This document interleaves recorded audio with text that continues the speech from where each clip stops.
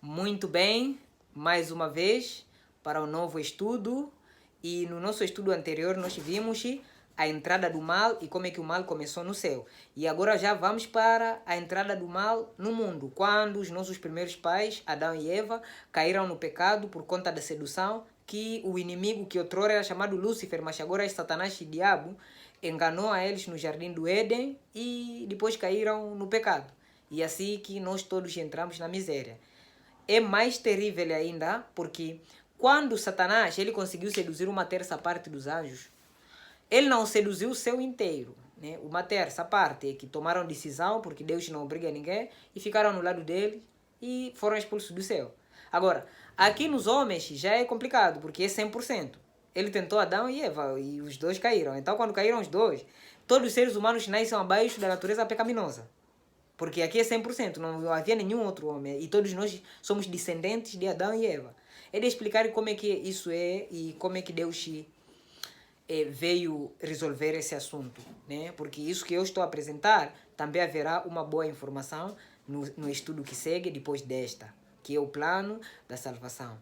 Então, se ainda você não se subscreveu no nosso canal, subscreve-se e ativa o sinalzinho de notificação para que quando nós lancemos o nosso estudo, você possa receber o mais rápido possível. Mas também comente, compartilhe para fazer com que o nosso canal possa crescer e muitas pessoas ouvissem a palavra do Senhor, a palavra de Jesus Cristo e este crucificado. 1 Coríntios 2, versículo 2.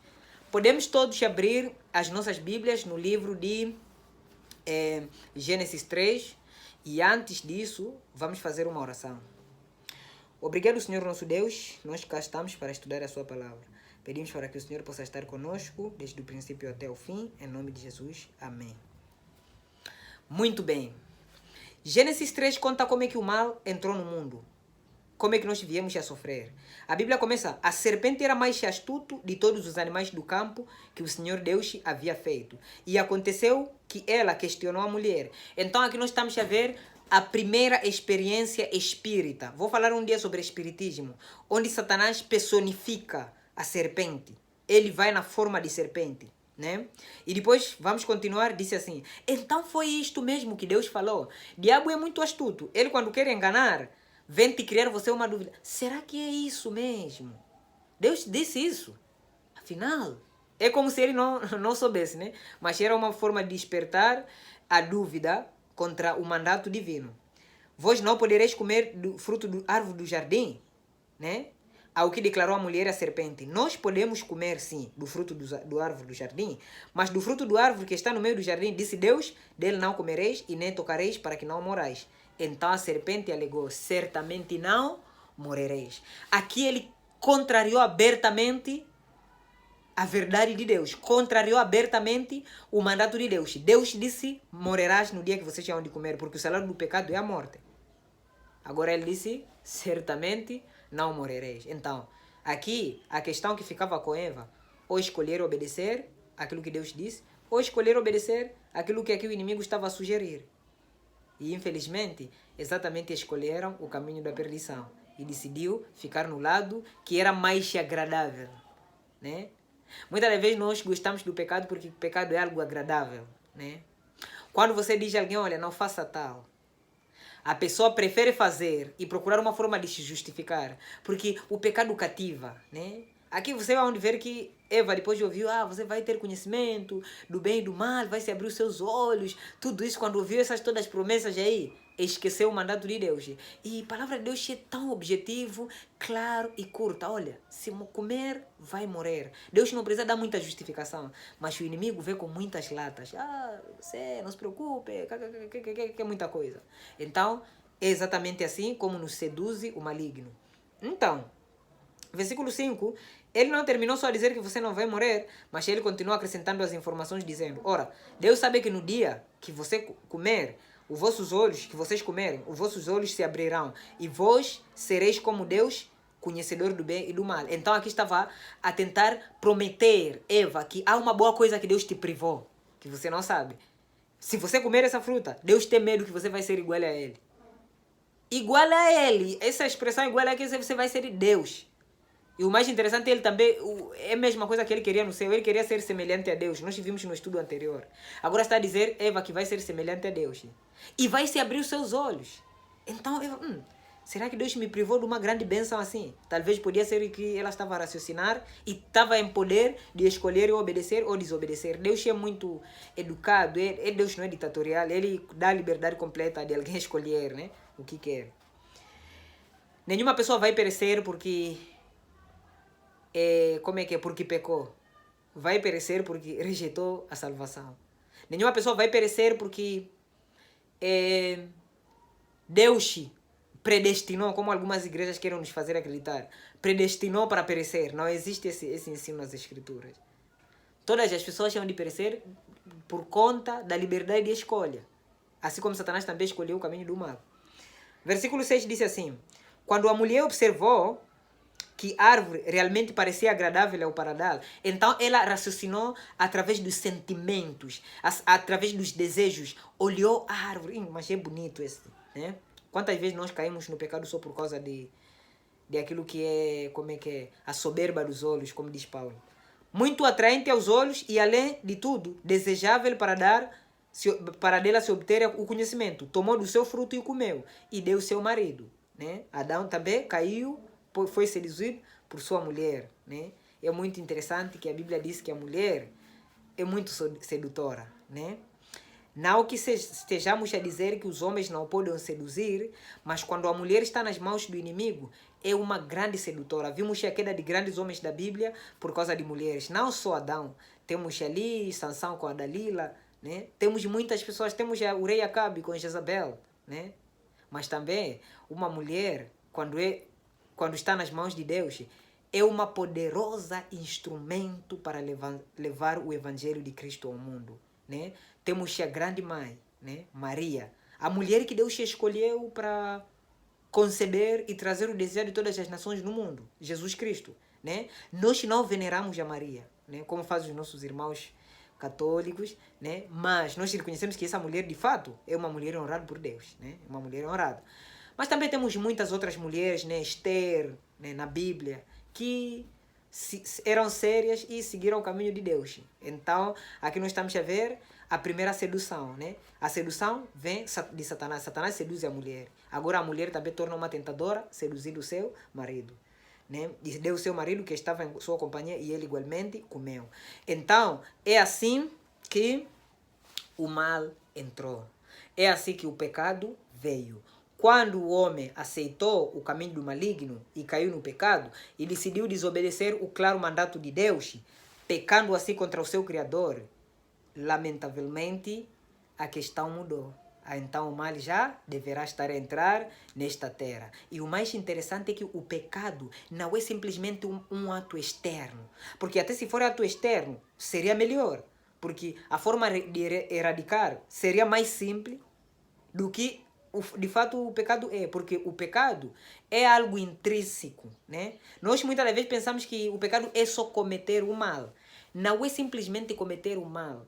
O pecado, quando você comete o mal, na verdade é consequência daquilo que você é. Nós não fazemos pecados. Hoje nós não cometemos pecado. Nós somos pecadores. Já habita em nós. Então, assim que caíram no pecado, então é aí onde entrou já aquela natureza pecaminosa. E nós vimos na Bíblia que foram expulsos do jardim para que não comais o fruto da vida e possam ser pecadores eternos. Porque iríamos viver numa miséria eterna que não tem fim. Então, mesmo o ato de ser expulso foi uma misericórdia de Deus.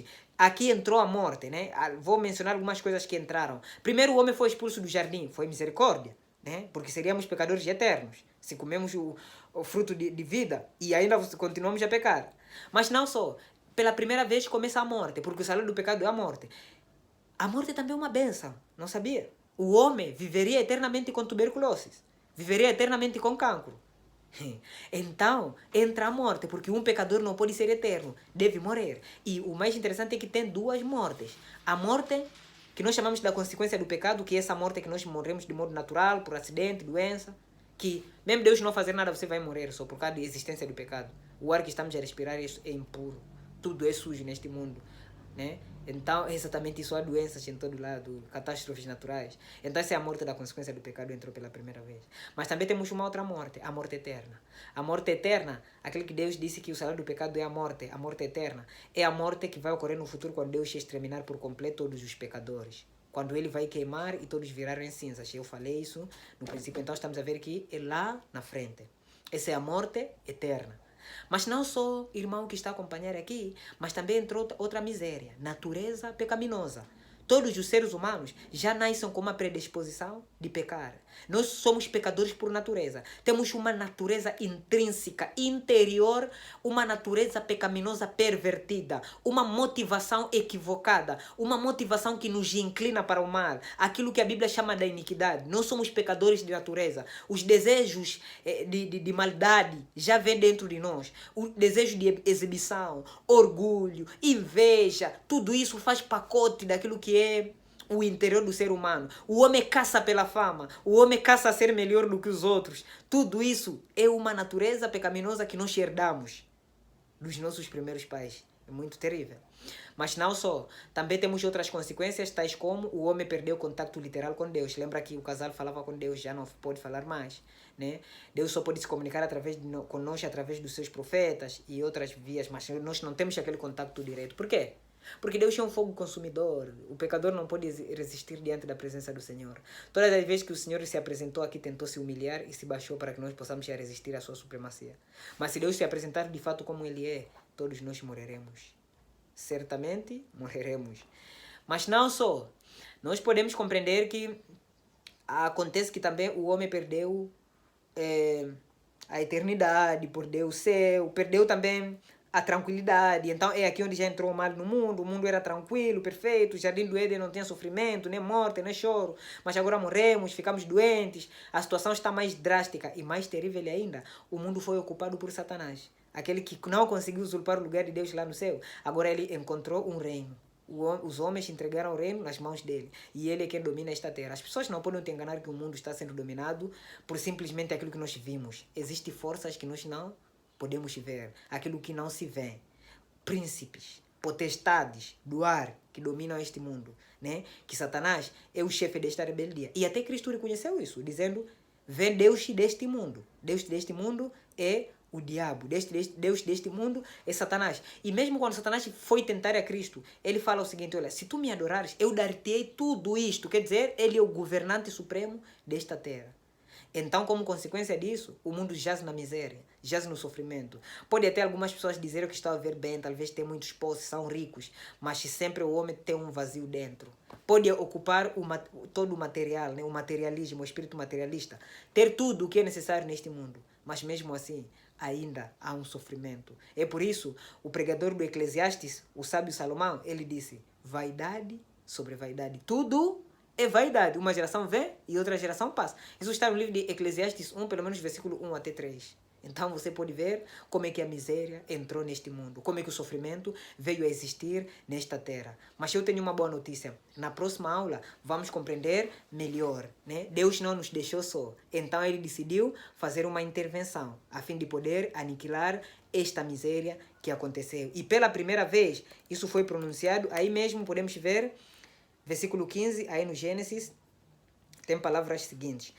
Quando Deus estava a amaldiçoar, Satanás dizendo: e colocarei inimizade entre ti e a mulher, entre a tua semente e sua semente. Esta te ferirá a cabeça e tu lhe ferirás o calcanhar.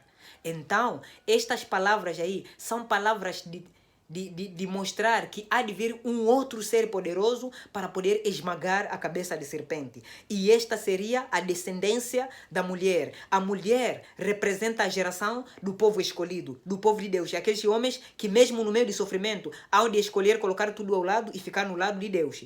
Então, no meio desta geração, dessa linhagem sagrada, há de vir alguém que este poderoso ser que é descendente da mulher, vai ferir a cabeça de serpente. Porém, a serpente também vai lhe ferir o calcanhar. E esta promessa aqui é a primeira profecia messiânica acerca de Cristo, aquele que há de vir para poder aniquilar completamente o mal. Vou te explicar na próxima aula como é que Cristo veio aniquilar o mal. Mas a descendência da mulher aqui é o próprio Senhor, que há de vir esmagar a cabeça de serpente assegurar a salvação dos homens e por fim tomar o reino. Isso é esmagar, destruir, porque quando você mata, esmaga a cabeça do serpente, o serpente morre. Então, quer dizer, vai destruir Satanás. Mas Satanás também não vai lhe deixar. Ele também perseguiu desde o seu nascimento. A vida de Cristo foi muito, muito difícil, porque ele se tornaria o substituto dos homens para trazer a salvação. E este sofrimento todo, cruz, né, menosprezo, tudo aquilo que ele passou, simbolicamente é chamado aqui nessa profecia ferir o calcanhar. Então, Deus deu essa profecia para dizer que, olha, o caso está perdido. Vocês caíram, vão sofrer, mas olha, não se preocupem, ainda eu vos amo. E eu terei um segundo plano para que vocês possam sair. Então aqui foi elaborado pela primeira vez o plano de salvação sobre aquele que há de vir, o desejado de todas as nações, para poder salvar e para poder redimir e por fim acabar completamente com o sofrimento e miséria que neste mundo jaz até nos dias de hoje. E esta é a palavra de Deus no dia de hoje, em nome de Jesus, amém. Agora, te convido você para a próxima aula que vamos estudar exatamente sobre o plano de salvação. E se ainda não se subscreveu aqui no meu canal, subscreve-se, ativa o sininho, como sempre, dá comentário para fazer com que esse canal possa crescer. Porque a nossa mensagem é só uma: Jesus Cristo e este crucificado. Amém.